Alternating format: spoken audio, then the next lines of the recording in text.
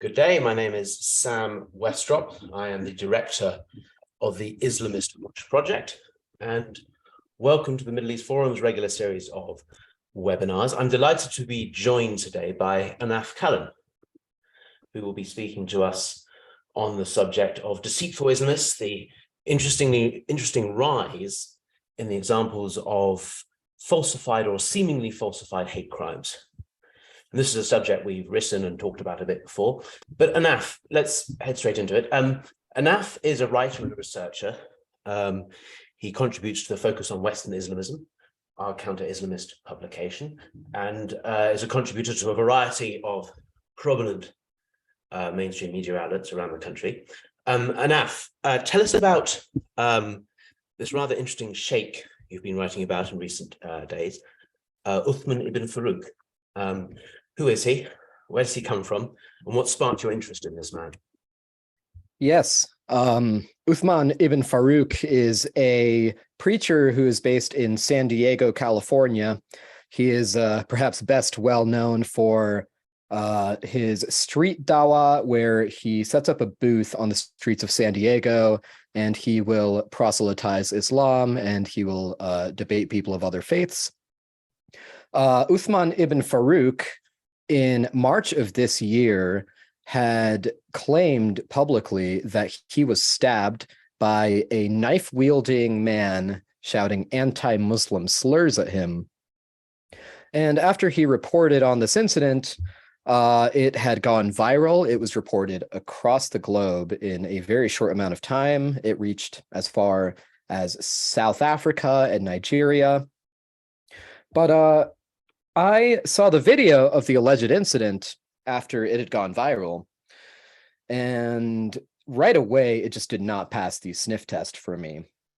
There were way too many red flags, from the questionable blood you see in the photo he posted immediately after the attack, the lack of an actual video documenting the altercation, the way that he would later speak about the incident publicly. It just didn't add up. And so, curious to find answers as to what actually happened, I first searched through the San Diego City's public records database, and I found nothing. And so then I contacted the San Diego Police Department, who told me that Uthman never even so much as filed a police report to them about the incident. After I reported these findings in an article at FWI, Uthman ibn Farouk chose to double down on his story. He basically claimed that he didn't file the report with the San Diego Police Department, but rather with another police department within the greater San Diego County. He also came up with this very lazy excuse that if he were to release any details about the incident or about his attacker, who is now supposedly in jail, then his own personal information might get leaked and his security would be compromised because apparently Islamophobes would come after him. Now, since Uthman had specifically named the San Diego County, I decided to get in touch with the San Diego County's district attorney's office. And once again, they told me that they have not received any records from this case from any law enforcement agencies in the entire county. Very interesting. And so, well, I mean, quite a few questions come out of this, but one, I think that's the key one, is why was the media so willing initially to believe the sheikh's claim to have been attacked? Why was there an initial rush to report? Was there any skepticism from local media, from international media about this? Once it was reported that this incident likely never took place, we didn't really get many retractions or clarifications or any edits to any mainstream reporting on this story. I feel that is because oftentimes the mainstream media is also complicit in trying to paint a certain narrative. We saw this with that infamous Jussie Smollett hoax, and it's the same narrative that these Islamists are trying to portray. Before the details are even released, they will jump on these stories and Deep down, I personally think that it's because they desperately want these hoaxes to be true so that they can effectively portray the world as us versus them, or as, we are the victims, they are the oppressors. It's very easy. That narrative is very effective in bringing people to your cause when people see you as the perceived victimized underdog in any circumstance. Now, I should mention to the audience, if you have questions for Ahnaf as we discuss this, please use the Q&A box at the bottom of your screen, type a question, I'll be able to see it, and I'll try to get to it in due course. Ahnaf, I understand you recently attended a conference where this Sheikh Ibn Farouk was speaking. Did you ask him there about these claims, about his claims to have been stabbed, and your findings that he may have made the whole thing up? Yeah, so last weekend, Uthman ibn Farouk was one of the speakers present at a Salafist Islamist convention in my city in Colorado. It was called Kalam. And so I purchased a ticket to this event in hopes that I could ask Uthman directly about the incident. And so Sunday evening, when I was finally able to ask my question, predictably, Uthman was unable to provide a single answer. Instead, he resorted to shouting. He resorted to name calling. He called me a liar. He called me an Islamophobe.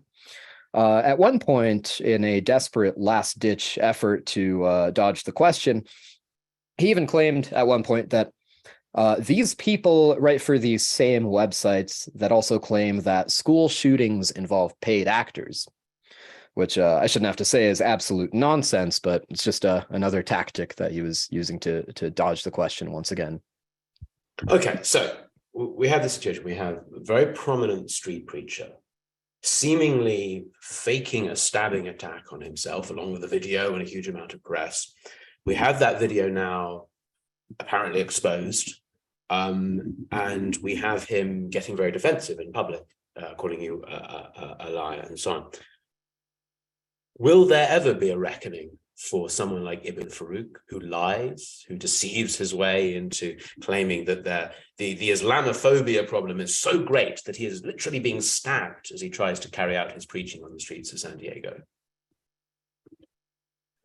Well, there in his particular case, I believe that the answer is no, because I don't know what further recourse exists for Uthman Farouk.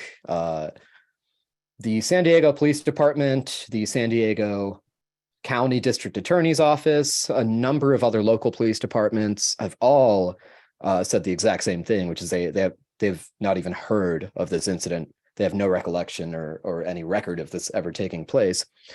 So I think this is why Uthman ibn Farouk and other people who do these things, this is why they resort to the things that they're doing right now.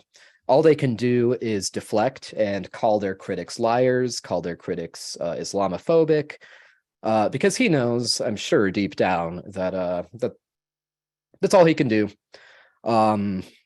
If he really wanted to clear his name and set the record straight, it would have been very easy to provide even a name, any piece of information pertinent to the case, but he's been unable to do that.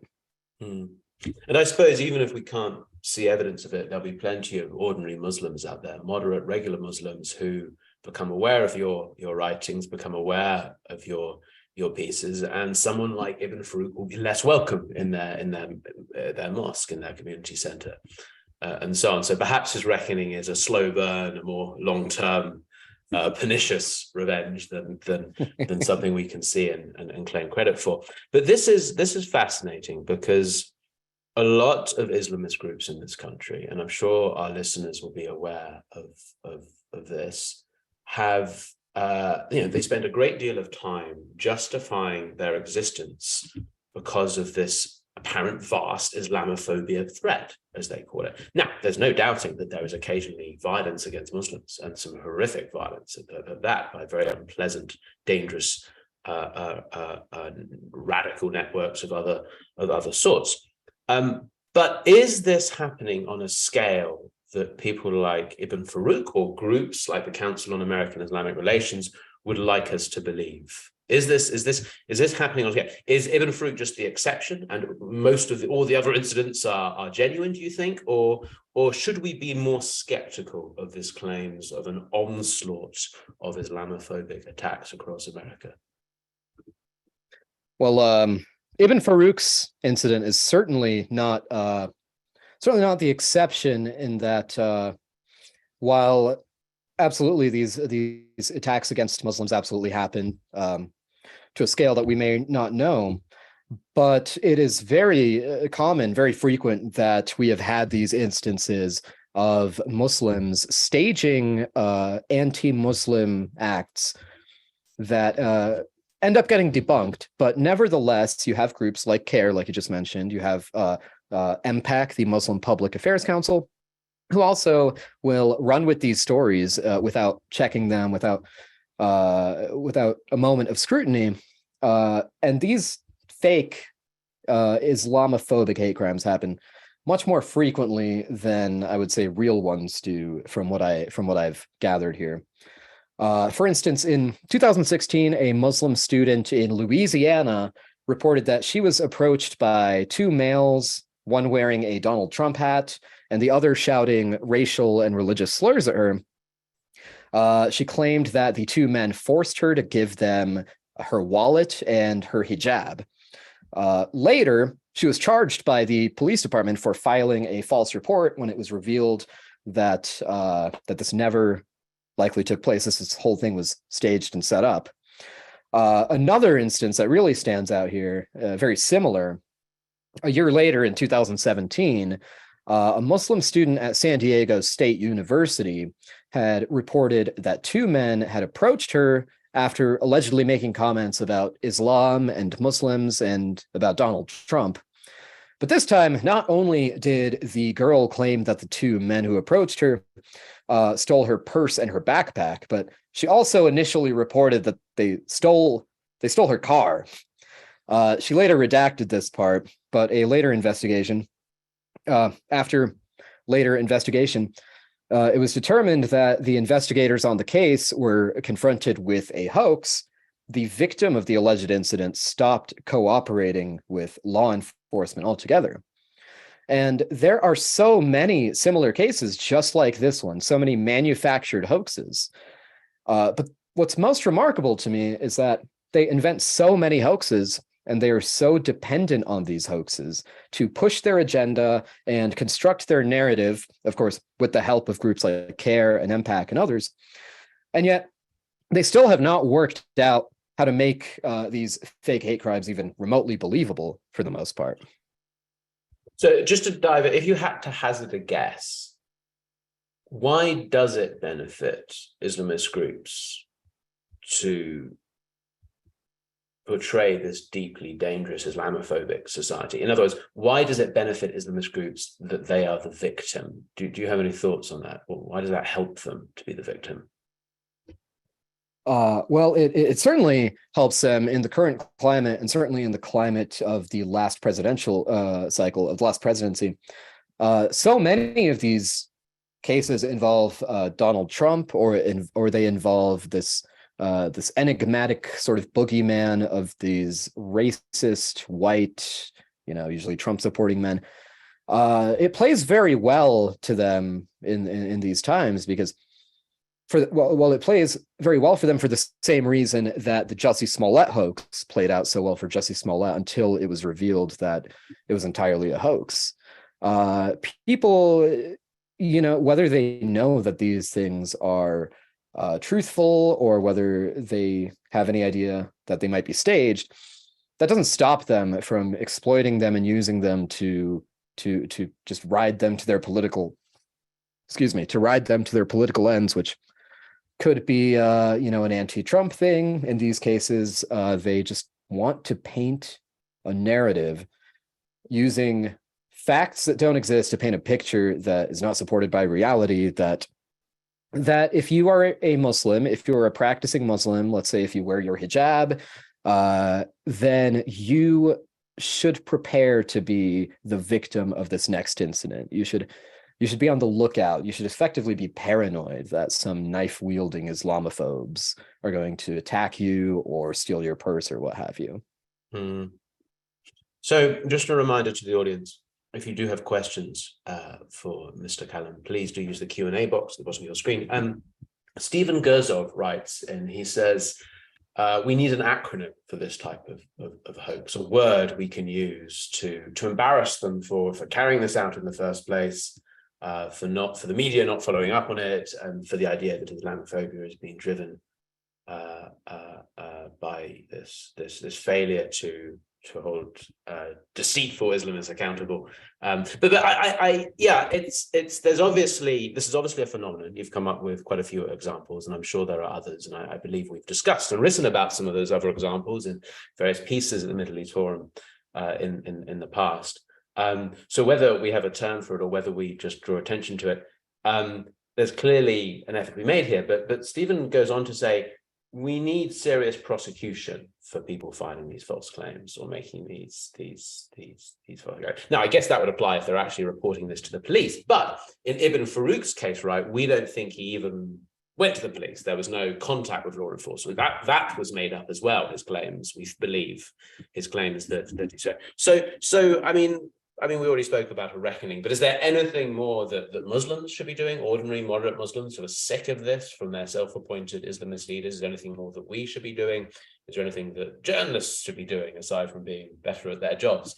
Who is not doing what here?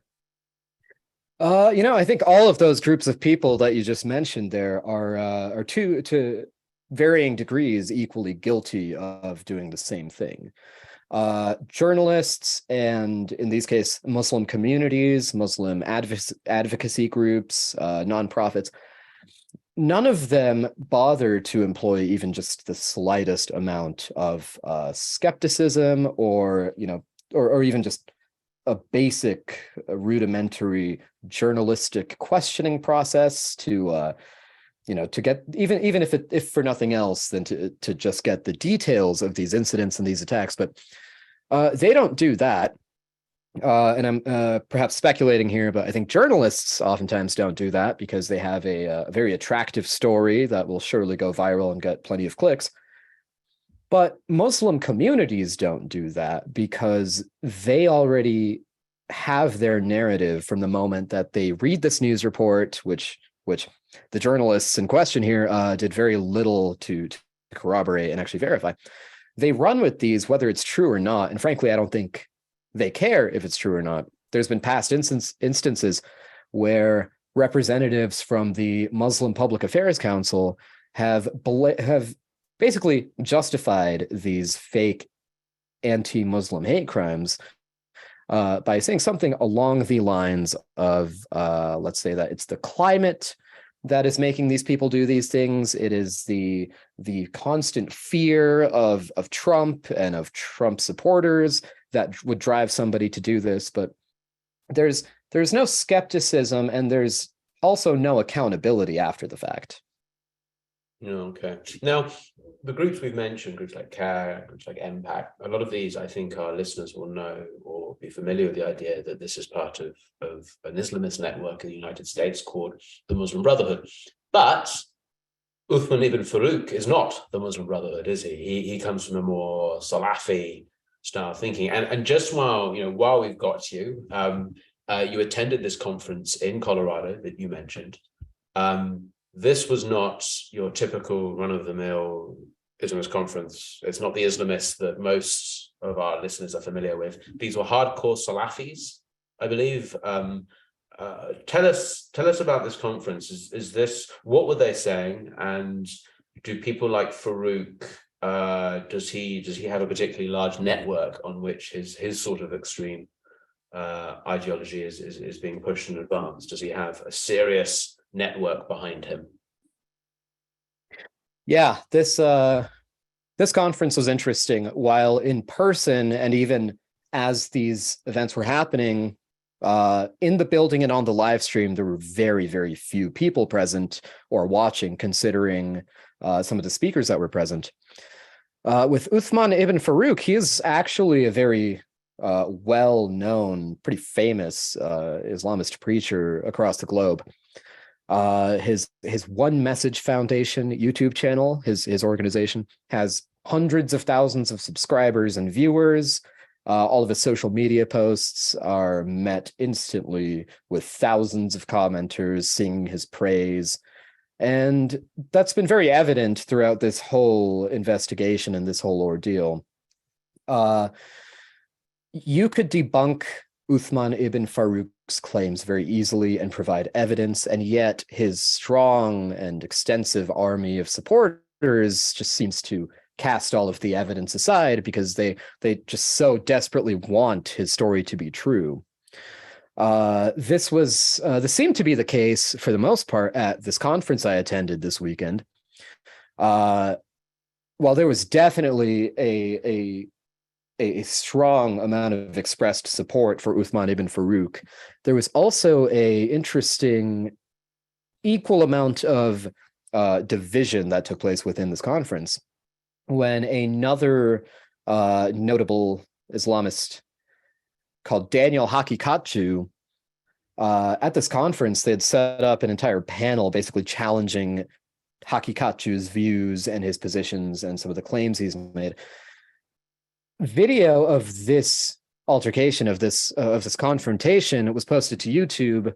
It's received like nearly 50,000 views to date, and all of the hundreds of comments seem to be overwhelmingly in support of Hakikatju and actually against Uthman ibn Farouk.